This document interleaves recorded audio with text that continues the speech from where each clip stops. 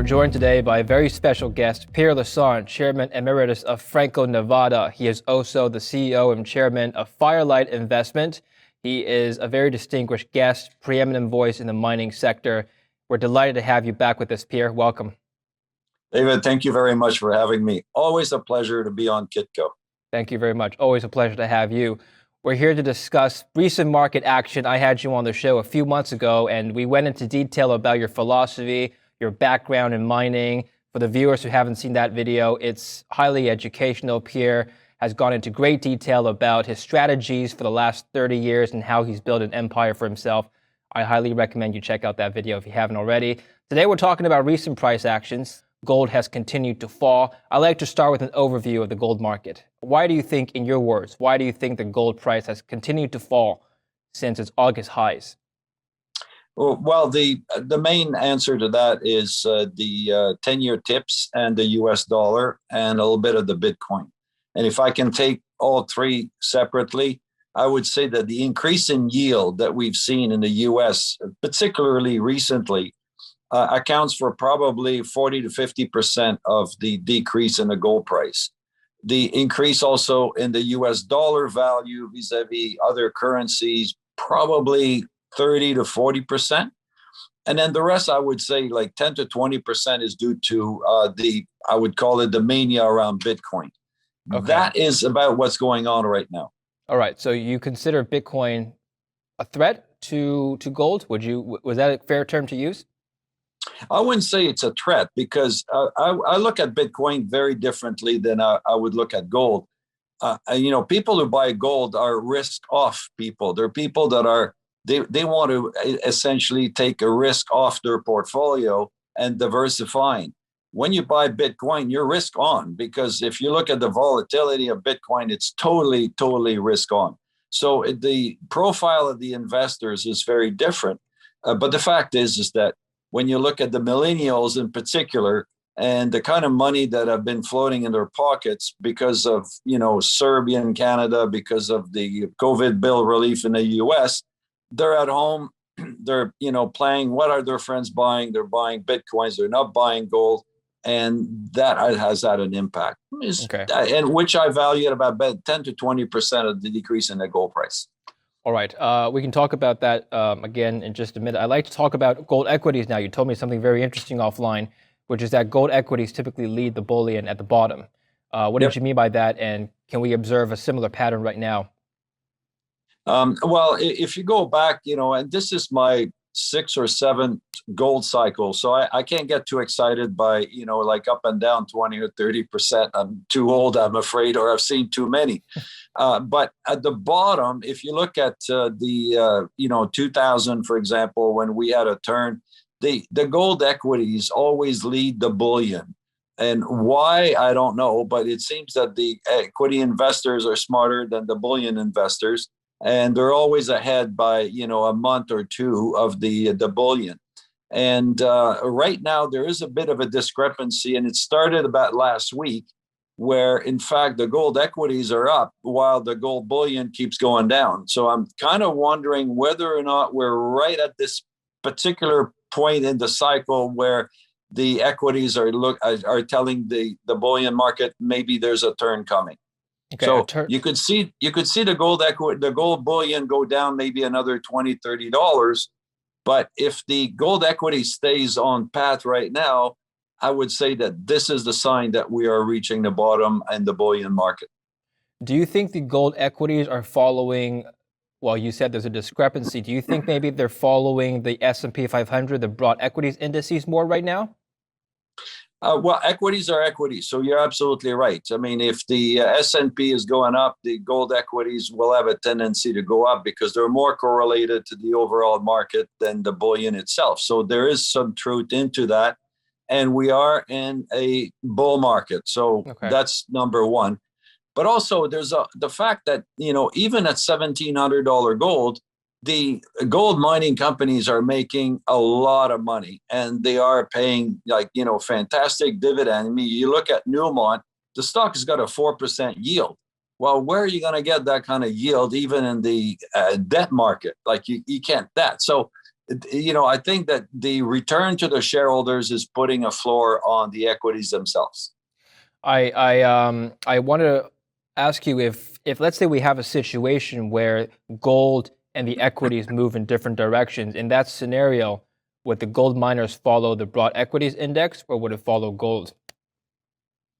Well, I mean, at the end of the day, the impact of the market is more important on the gold equity. So if the S&P is going up and the equities are going to go up as well.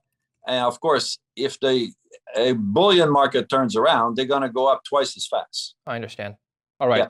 So we're looking for a bottom here. Let's talk about sentiment now. I've spoken to some investors about gold sentiment, and I've been told that it's pretty bleak right now compared to last summer. Would you agree with that statement? Yes, I absolutely agree. When you look at the various indicators, that's absolutely true.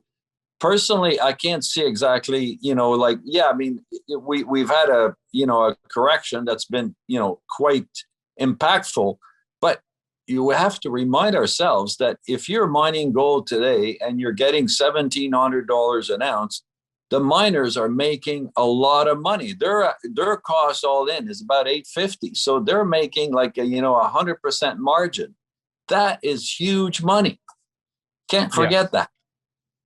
Yes, absolutely. I remember you spoke to me last time about this. We spoke at a time when gold was trading a couple $100 higher, and margins were fantastic back then. Are margins still fantastic now, even if a couple $100 lower, Pierre? They still are. They still are, because if you look at their total costs, most of the mining companies are in the 900, plus or minus $50. So at $1,700, there's still, $800 margin. That is really fantastic. I'd like to revisit a topic we spoke about a few months ago, which is mergers and acquisitions. I remember you telling me that people are going to go on a shopping spree in this year because of higher cash flows, because of higher cash reserves and the higher margins that you spoke about. Do you still see that happening? And do you see more consolidation between the mid-tiers, the juniors, or perhaps the mega caps? Which tier do you see more of that happening?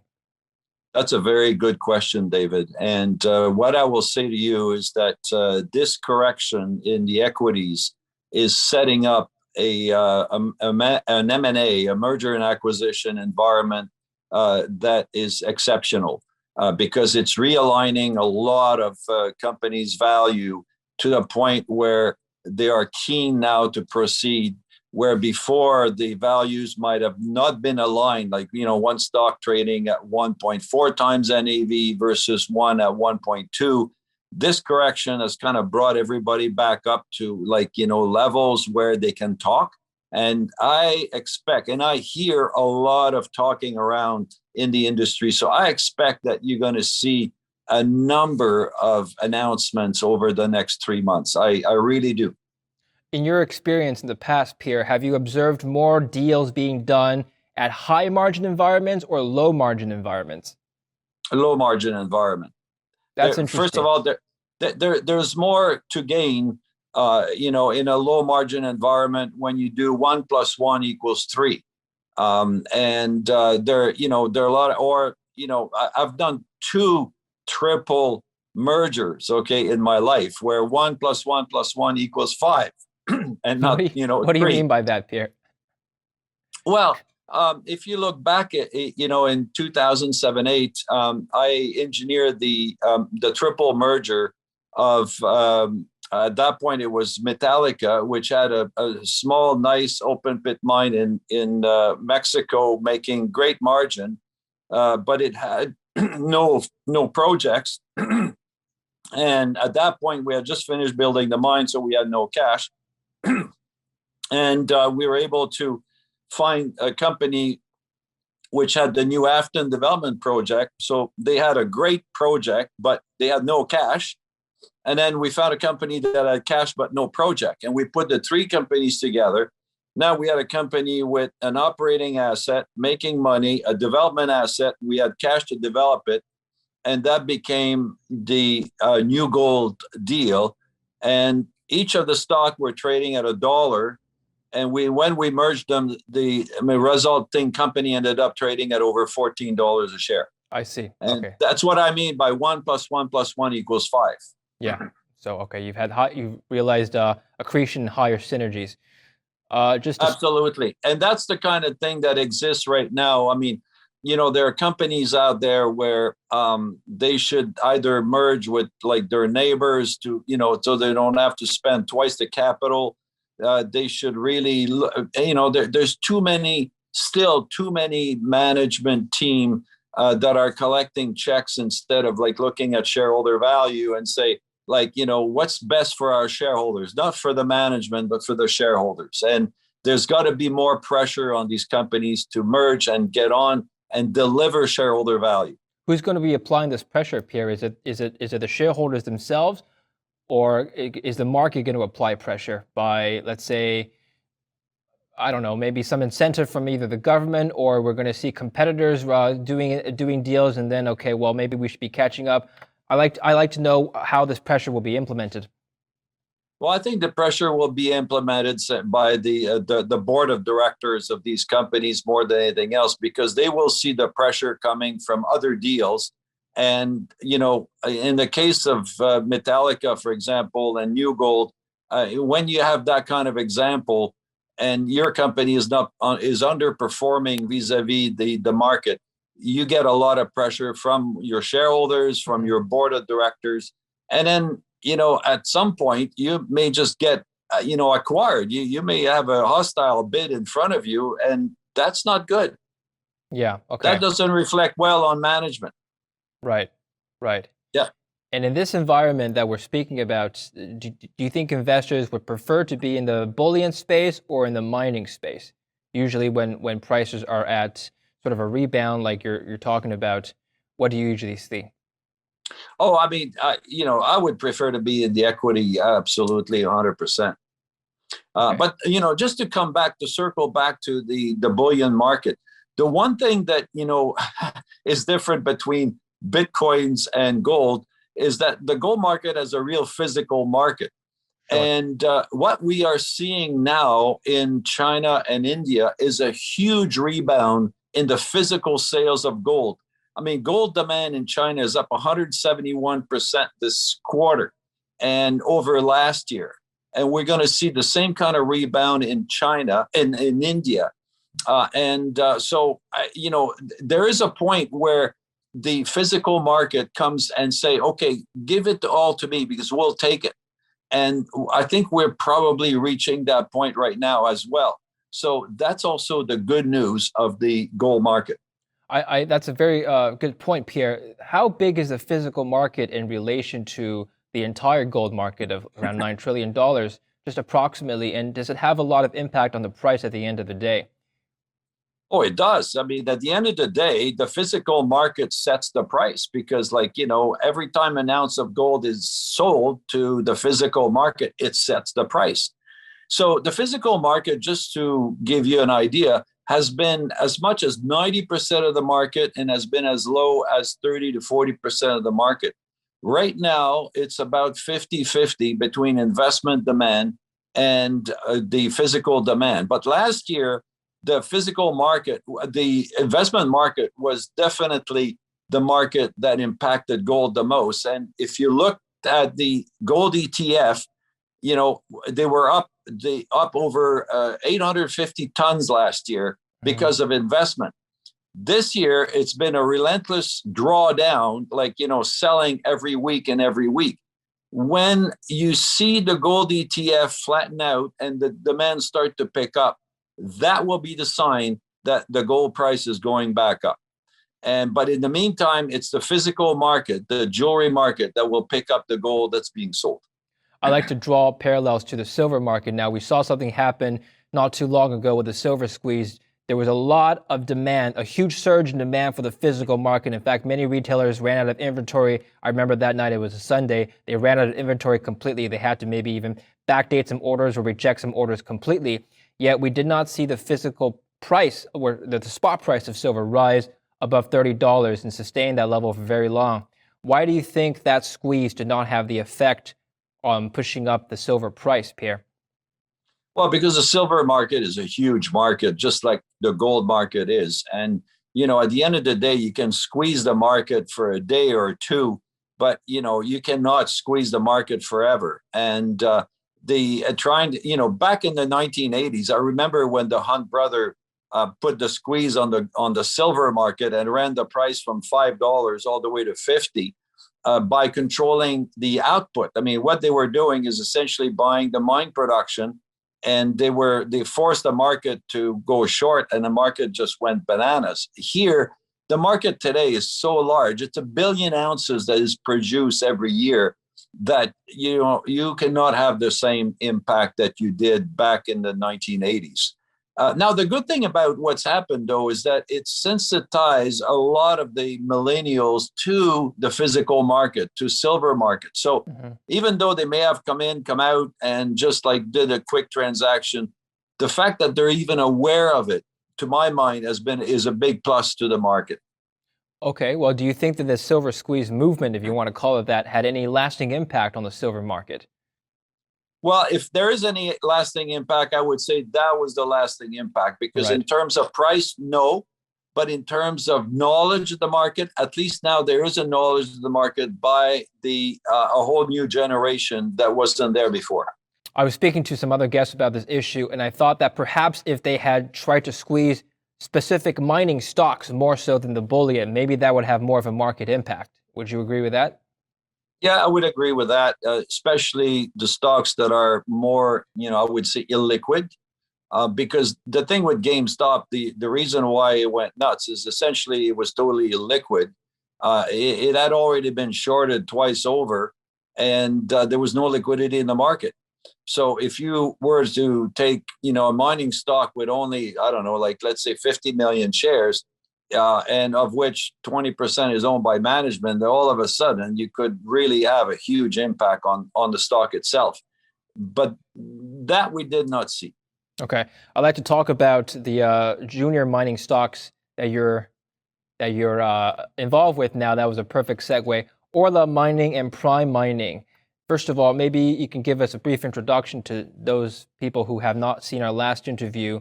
And I'm curious to know how you transitioned into these stocks, coming from a multi-billion-dollar royalty company into the junior space. Was there a difference in strategy? Was your mindset different? How has your day-to-day changed?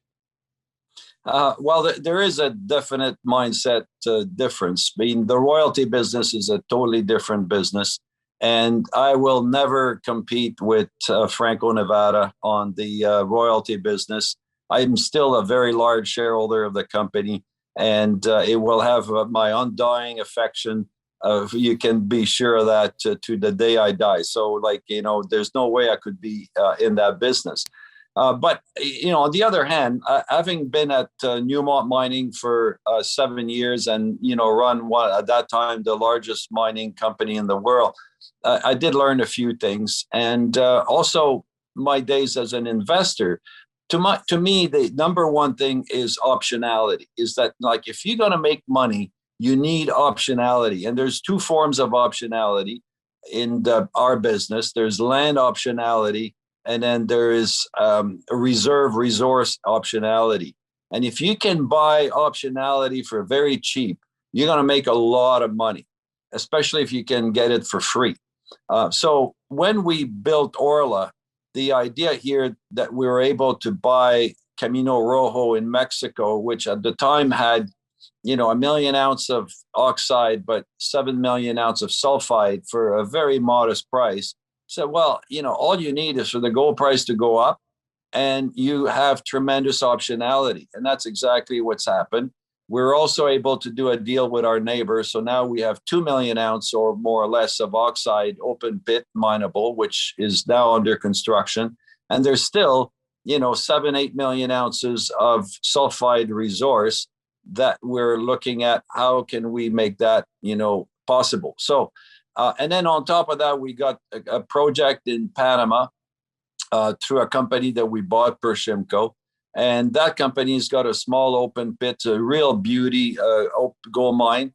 But there again, we had optionality on the land. We started drilling, and what did we find? We found a copper gold zone which is now we're drilling, we're increasing. But to my mind, if you got to find the best deposit in the world today, it's a copper gold deposit. If you can find one of those, you are in nirvana, because, copper is definitely the green metal. It's going to go on for the next 40, 50 years, the greening of the world. And you're going to need copper. Copper, essentially, our entire civilization rests on copper. It's, without copper, we have no transportation. Without copper, you have no communication. So the copper is absolutely the essence of where we're going. And then gold, at the end of the day, when you look at the money being printed, it's the metal to own. So to my mind, that's where we've got the best, optionality in the world. And just to clarify, in a gold copper mine, gold is a byproduct of copper. Is that correct? That's correct. Yeah. Okay. All right. Usually you get it for free. That's the best part. What's usually the ratio between gold and copper in these types of mines?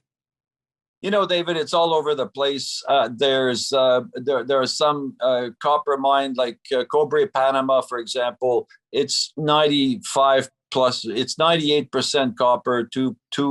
By value, it's about 95.5. But yet there are some other mines where the value is closer to like 60-40. And so in the case of the deposit that we found in Panama, it's the value is almost 50-50. And that's terrific. Okay. I have one last question for you, Pierre. Now, sure. Being the chairman of Franco-Nevada, you had the privilege of being, where I guess, thinking both as a miner and an investor. You have both mindsets. And I'm just wondering, if you were to think like an investor now, what would you do to convince some of these smaller junior companies to enhance shareholder value? What could the industry, the junior mining industry as a whole, do right now that could be more attractive for investors at this time? The fundamental thing about junior mining is, at the end of the day, the 90% of the value in our business is created by the drill bit. So you've got to look at your finding cost per ounce. And if these companies are not able to find gold for like $20, $30, $40 an ounce, you should not be in this business. All right. And, so what I look at as an investor, the bottom line is, what's your cost of finding an ounce of gold? That's your common denominator. That's where you find the value for shareholders. I understand. Pierre, fantastic thoughts as always. I'm sure the audience will appreciate your insights. Thank you very much for coming on Kitco. It's always a pleasure. Thank you, David. I look forward to speaking with you again in the future. And thank you for watching Kitco News. I'm David Lin. Stay tuned for more coverage, and don't forget to subscribe.